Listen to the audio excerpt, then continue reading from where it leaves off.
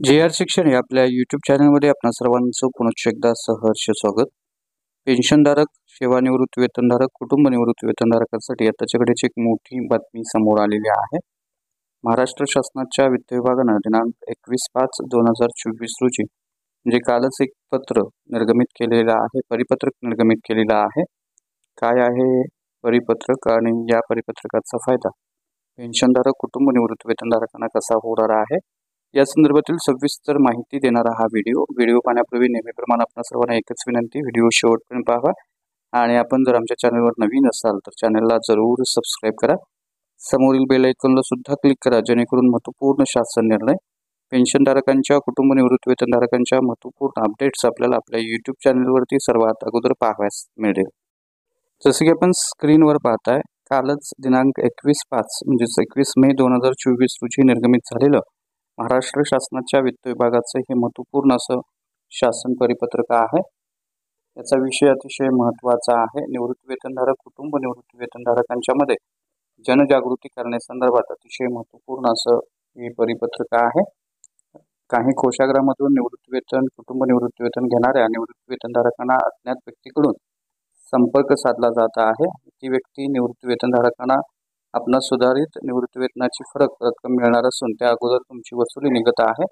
ती रक्कम तत्काळ ऑनलाईन भरावी, जेणेकरून तुमची फरक रक्कम जी आहे ती तुम्हाला मिळेल असे सांगत आहे. काही निवृत्त वेतनधारकांना संबंधित व्यक्तीसोबत त्यांनी व्यवहार केले असून ते या फसवणुकीस बळी पडलेले आहेत आणि अशा घटना इतर जिल्ह्यांच्या मध्ये, इतर लोकांच्या मध्ये, सेवानिवृत्त वेतनधारकांच्या मध्ये घडू नये यासाठी खबरदारीचा उपाय म्हणून आपण आपल्या कोषागारामार्फत प्रेस नोटद्वारे निवृत्त वेतन, कुटुंब निवृत्त वेतन घेणाऱ्या निवृत्त वेतनधारक, कुटुंब निवृत्त वेतनधारकांना जागृत करावे अशा संदर्भातलं हे परिपत्रक आहे आणि या संदर्भात आव्हान देखील करण्यात आलेलं आहे.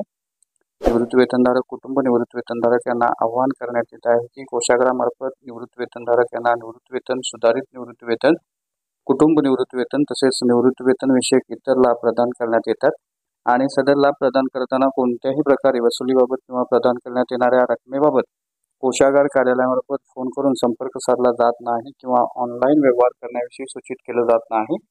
कोषागार कार्यालयामार्फत फक्त लेखी स्वरूपात पत्रव्यवहार केला जातो. याबाबत काही निवृत्त वेतनधारकांना फोन करून ऑनलाईन रक्कम भरल्यानंतर कोषागारातील थकीत रक्कम मिळणार असल्याचं सांगितलं जात आहे आणि याबाबतच्या तक्रारी कोषागार कार्यालयास प्राप्त झालेल्या आहेत. अशा कोणत्याही प्रकारचा फोन जिल्हा कोषागार कार्यालयामार्फत केला जात नाही किंवा कोषागार कार्यालयातील कर्मचाऱ्यास निवृत्त वेतनधारकांच्या घरी पाठवले जात नाही. सर्व निवृत्त वेतनधारक व कार्यरत कर्मचारी यांना आवाहन करण्यात येते की आपणास दूरध्वनी, भ्रमणध्वनीवरून उपरोक्त प्रदानासंदर्भात संपर्क साधून रक्कम ऑनलाईन, गुगल पे, फोनपे किंवा इतर इलेक्ट्रॉनिक माध्यमाद्वारे भरण्याबाबत जिल्हा कोषागार कार्यालयामार्फत कळवलं जात नाही आणि तरीही कोणीही अशा दूरध्वनी संदेशात प्रतिसाद देऊ नये आणि याबाबत निवृत्त वेतनधारकांनी परस्पर रक्कम भरल्यास ती निवृत्त वेतनधारकाची वैयक्तिक जबाबदारी राहणार आहे याची नोंद घ्यावी असंही सुद्धा आवाहन करण्यात आलेलं आहे. अशा प्रकारच्या दूरध्वनी प्राप्त झाल्यास कृपया कोषागार कार्यालयास अवगत करावं.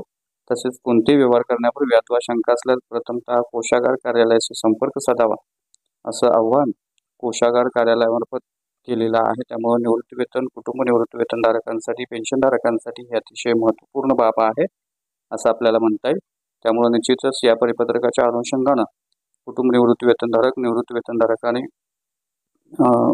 आपला व्यवहार करावा अशा सूचना देण्यात आलेल्या आहेत. त्यामुळे निश्चितच ही महत्त्वपूर्ण बातमी आहे असं आपल्याला म्हणता येईल. तर हे होतं वित्त विभागाचं अतिशय महत्त्वपूर्ण असं परिपत्रक, महत्त्वपूर्ण असे आदेश. अशाच महत्त्वपूर्ण आदेशासाठी, महत्त्वपूर्ण शासन निर्णयासाठी आपल्या चॅनलला सबस्क्राईब करा. व्हिडिओ आवडल्यास लाईक करा, शेअर करा. धन्यवाद.